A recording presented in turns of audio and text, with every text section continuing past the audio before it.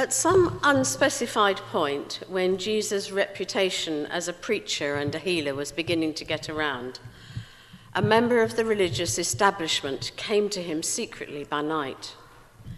Now, this was a rather shocking thing to do. Imagine the Bishop of London having secret talks with the leader of Scientology, and you'll get the sort of idea.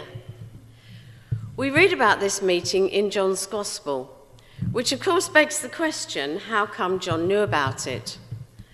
Well, I think I might have an answer to this. In chapter 13 of John's Gospel, you read about how Jesus was put on trial by that same religious establishment, and how Simon Peter was brave enough to go right into the high priest's courtyard, but then cowardly enough to deny that he knew Jesus.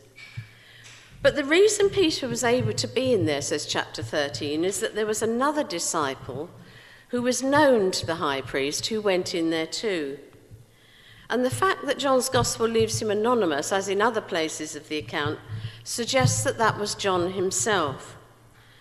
So it seems quite likely that John, because of his links with this religious elite, was the one who heard later from Nicodemus about this meeting. Anyhow, there was Nicodemus secretly meeting with Jesus. And if he wanted some clear definitions as to what Jesus was about, he wasn't going to get them. The Pharisees, the religious leaders of that time, were heavily into definitions. They wanted to define exactly how far you could walk on a holy day, exactly what animal or bird you must sacrifice for exactly what sin, exactly what you should give up for a tithe. Does God want even a tenth of your mixed herbs? Well, yes, according to them, apparently he does. But Jesus pretty much ignores Nicodemus's initial question and then tells him he must be born again. Moreover, to be born of the Spirit, whatever that means. And if Nicodemus hoped that Jesus would explain what that meant, he was in for a disappointment, because Jesus then says this: "The wind blows where it pleases. You hear its sound, but you can't tell where it comes from or where it's going. So it is with everyone who's born of the Spirit."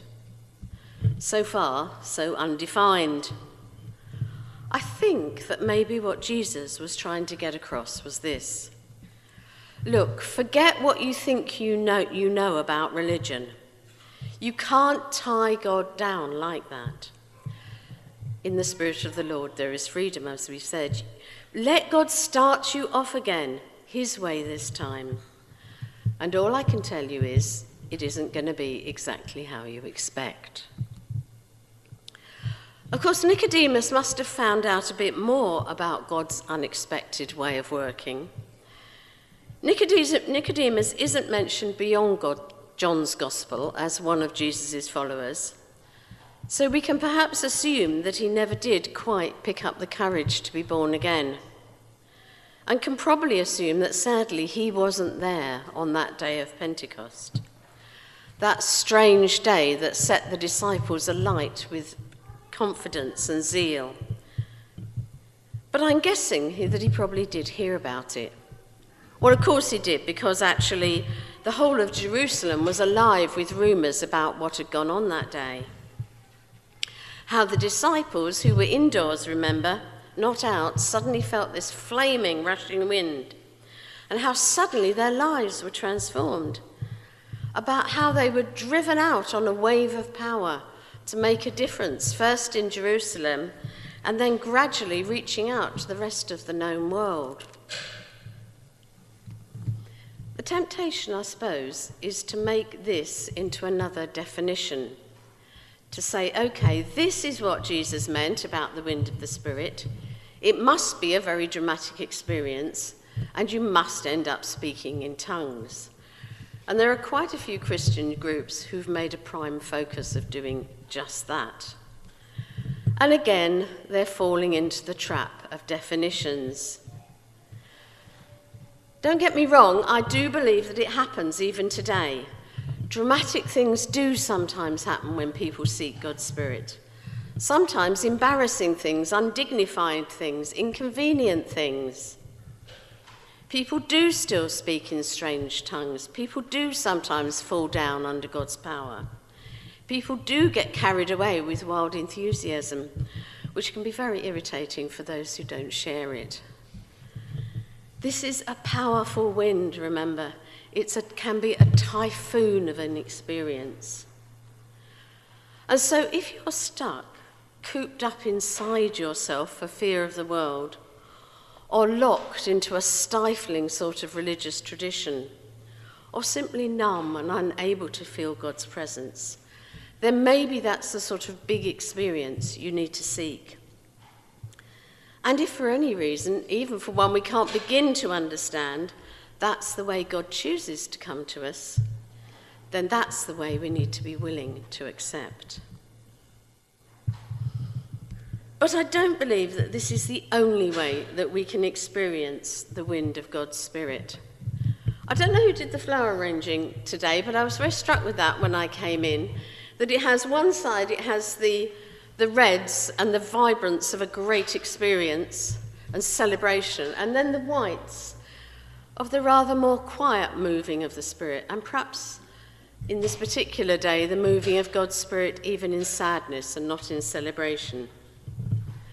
Anyway, for the rest of my talk, I want to look at some of the more gentle day-to-day ways of finding God's Spirit as we learn to breathe more deeply. I don't just mean in a literal way, although maybe that's a good a way as any to start. For other religions, notably Hinduism and Buddhism, breathing in the form of yoga exercises is seen to be very important. Now, I think we should be a little cautious about going too deeply into the beliefs and ideologies behind that. Not all of them may be aligned to Christianity. But what is clear is that yoga is an excellent way to learn how to relax and to strengthen our bodies. And we know that we see very similar techniques in things like mindfulness, Pilates, and Alexander technique. And these practical techniques, I believe, can actually help us to be open to God's Spirit in prayer. Firstly, posture is important. I can see that some of you, as I would be if I was sitting there, have been sort of slumped in a usual Sunday morning, half listening to the sermon sort of posture. And perhaps some of you are even now straightening up a bit as I'm talking about it. But sitting straight is actually quite helpful, as is opening your hands. That's in a way that symbolises your willingness to give up your life to God and to receive what God has for you. But it is also helpful to focus on your breath. One of the first things they teach you in public speaking, and I haven't learned much about it, is that you don't start by breathing in. Because if you do that, you tend to do that from the upper part of your chest, and that only increases tension. But actually you start by breathing out, actually blowing out through your mouth. Then you pause, and then you breathe in through your nose. And if you place one or both hands on your diaphragm, you will actually feel what's going on. Because as you breathe out, your diaphragm should be going in.